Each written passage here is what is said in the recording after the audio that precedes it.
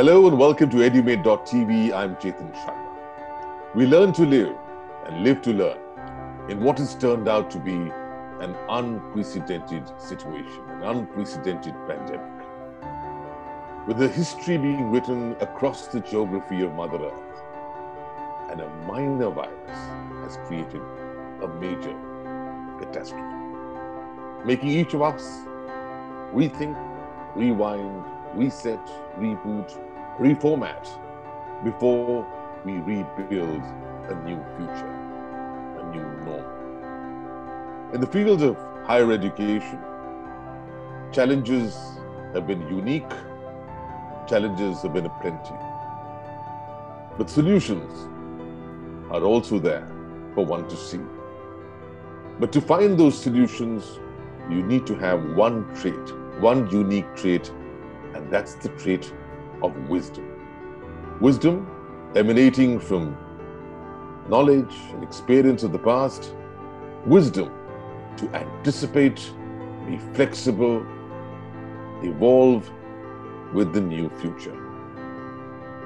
And to do that, at the higher education helms, we have the WISE Chancellors. Well, today we have a very special guest from the Downtown University in Assam. My pleasure to introduce Professor Amarjyoti Choudhary, who's been a luminary in the field of education, and such a pleasure to have him talk to us today. Thank you for joining us, Professor. Thank you so much. Thank you. Well, COVID has had some unique challenges. It's baffled several, and I'm sure you'd have your set of challenges as well. Talk us through, importantly, how you were able to overcome these challenges at the university. There has been definitely very honest efforts from our side. And it all started, as you know, in mid-March, when our classroom situation suddenly came to a grinding halt. And we had to reboot. Initially, for us, and happily for us, the changes came from the teachers. The very first day we were in a lot of turmoil. We didn't know how to respond to it. And there were frantic queries from students as to what to be done and when they should go back, hostels to be vacated, all these questions. And suddenly, a group of teachers came up with the idea that why don't we start some, very modestly, WhatsApp group, and next, elevate it to the next level, that we already have an ERP, what we call Education Resource Planning System, a digital platform. In our last semester, not this semester, earlier one, we had examinations with this. We had also uploaded the class notes and the videos of teachers. But still, when it came to this, immediately did not come to our mind. It was pointed out by teachers. We remember that afternoon when we decided that we will relaunch and reuse our ERP system for this. And then for some time, we could see that there were students, we could address the students, although they were starting to go for their homes. And as you know, the topography of Assam is very unique, and there are very remote areas which cannot be reached easily. The WhatsApp system was there, mobile system was there, and in some cases, some kind of semblance of connectivity was there that at least the teachers could talk. Every crisis throws an opportunity. And when you mentioned remote areas and a very unique topography in the entire northeastern, Assam is no different. The opportunity then would have been, one would assume, that the need for online education in a very widespread and a sparse population with a unique topography should have come much earlier, because that is an obvious road ahead. So my question to you is that how well prepared were you on the online front? A. B. Have you seen COVID catalyze that? And C, which is more critical to the entire country, not to just the Northeast, the sinister digital divide, which comes from lack of proper bandwidth and devices in the hands of rural India. We were prepared to a certain extent, and we had, even in our last semester, we had organized some of our examinations through our digital platform, what we call the sessional examinations. And then we also uploaded our class notes and videos of classrooms prepared by our teachers. Those were uploaded. Coming to grip with a totally online system where you respond quickly is not quite easy. And that was gradually developed. And I must admit, it is COVID which has catalyzed the situation. And we have come to the stage as it is now, where we can think of giving online education to the people sitting also in the remote areas. The only problem is still now that some of the areas are still not reachable by, they don't have any connectivity. And the problem was solved by negotiating with students that they will come to a certain place for classes. Not all the students, some students will come to certain places and they will, in the process, take avail of the online system. So there was you created little made. hubs, Yes, we created little hubs, and we found that we could cover the entire syllabus. We have done a virtual laboratory test. That is, we have prepared videos of laboratories and shown it and asked the critical components to students, and then pointed out where they have to do it. Of course, it is not quite the same as doing by your hand, I admit, but then some semblance of teaching could be done. So, as they say, necessity is the mother of innovation, and I see all your students and teachers are taking the innovative path, which is very reassuring and quite commendable. Now, talk us through the Downtown University as a mission and a vision, because I know innovation has been at the core of the thinking of the university. That's been reflected by your actions as well. The university, it was set up in 2010 by Downtown Charity Trust, which is promoted by the trustees of Downtown Hospital of Guwahati. And it was set up in a hillock, a very beautiful hillock, by the side of Brahmaputra, amidst lush greeneries. And we have architecture which is blending with the nature. And we have students from all across Northeast. There are also scattered from various other states of India. And we also have the fortune of having 194 foreign students. When we say foreign students, these are from the neighboring areas like Bhutan, Nepal, Bangladesh, and the Zimbabwe. The whole idea was initially to cater to the basic needs of the region. One of the basic needs of the region was that paramedical science was not taking grip in this region. And this was the area where university focused at the outset, together with its sister faculties of pharmaceutical science and also nursing. And to that extent, we would say that that vision has been largely successful. Now we have added to it the faculties of engineering and science, also the faculty of commerce, management, and humanities and social sciences. And when we say engineering and science, there also basically we are giving more prominence to biological studies, biotechnology, biochemistry, for example, so that there could be solutions found through research, through innovations in research, where we can address the issues of various diseases which are prevalent here.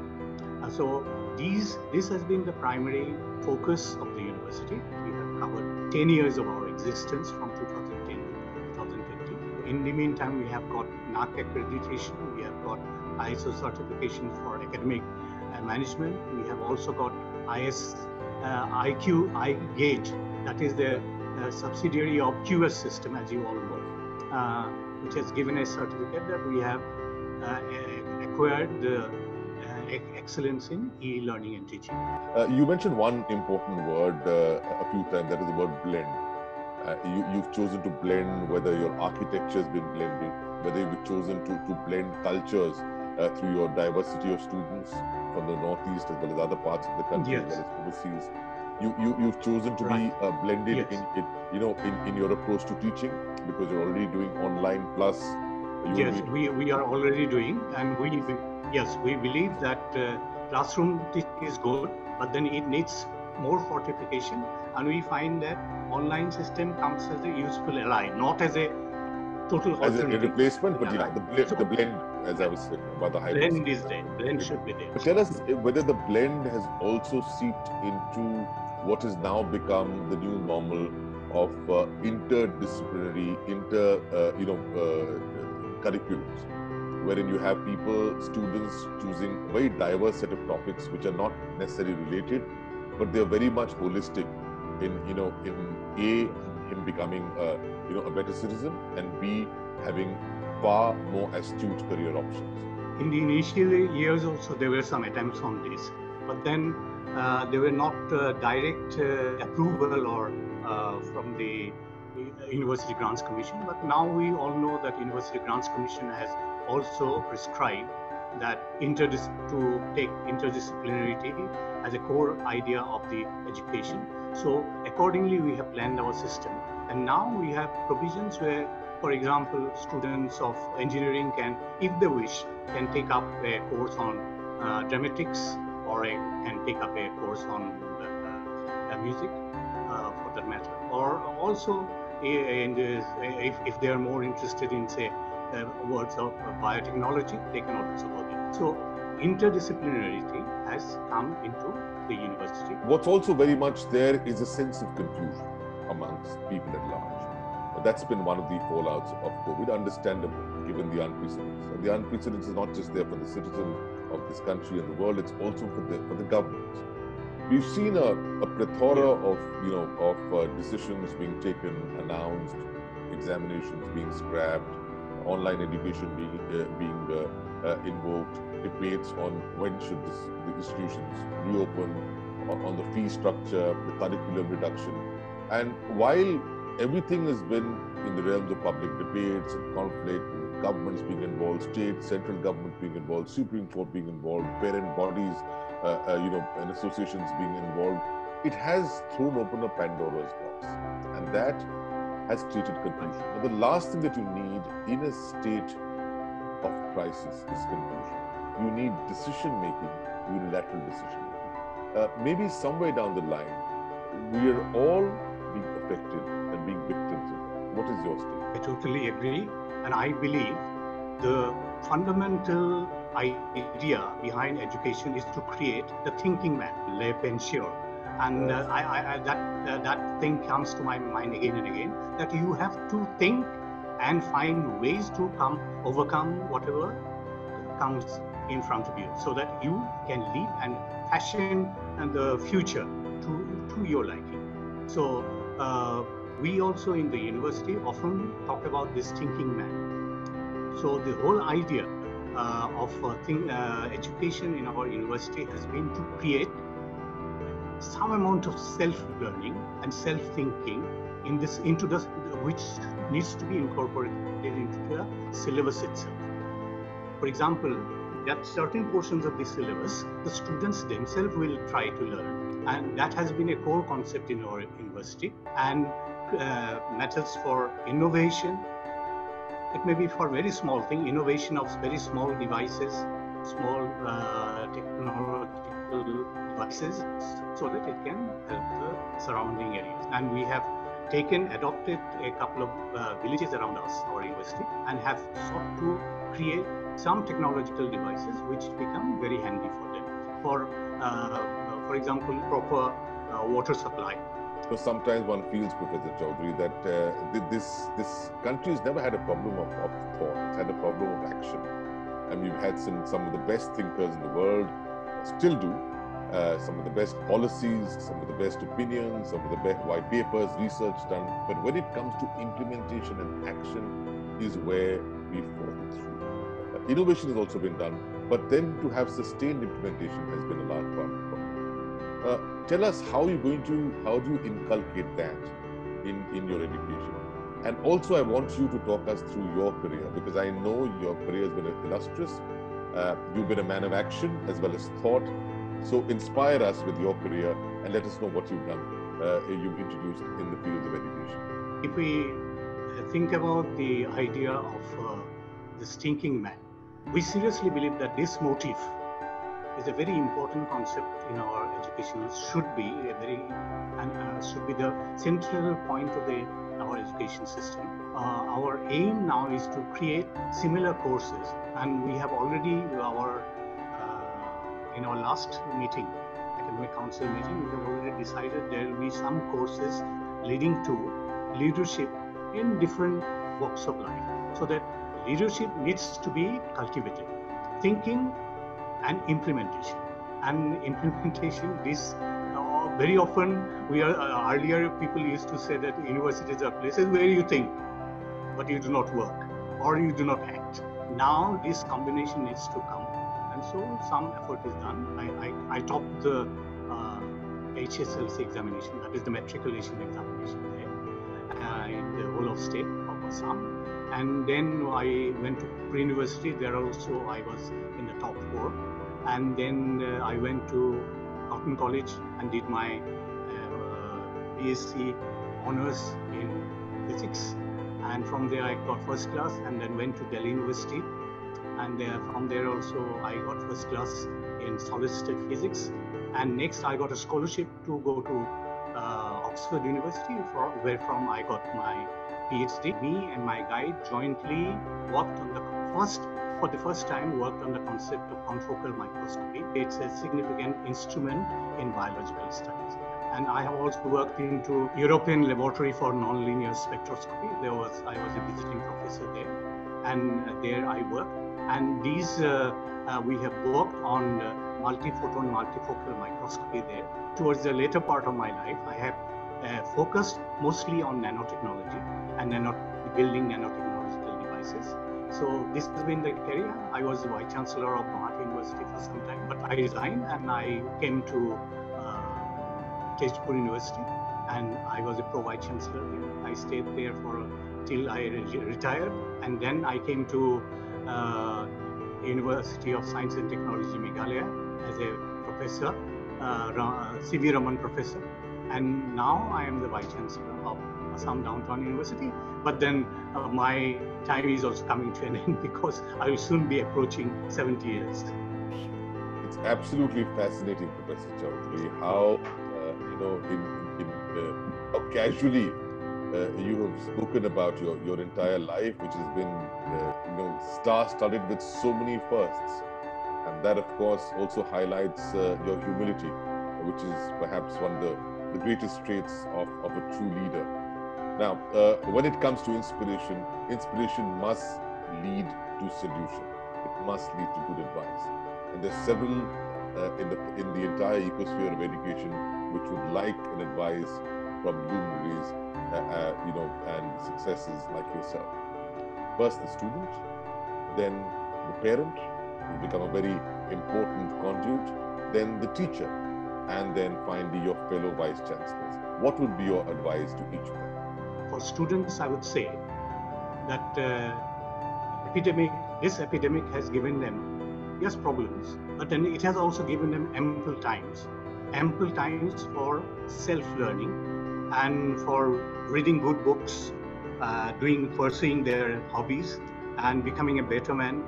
And also at the same time, very often students used to complain that because of the semester system, they do not get enough time to go through the syllabus in details. But now you have time. So I would urge upon our students to kindly go through the syllabus again and again, and whatever discipline you want to do.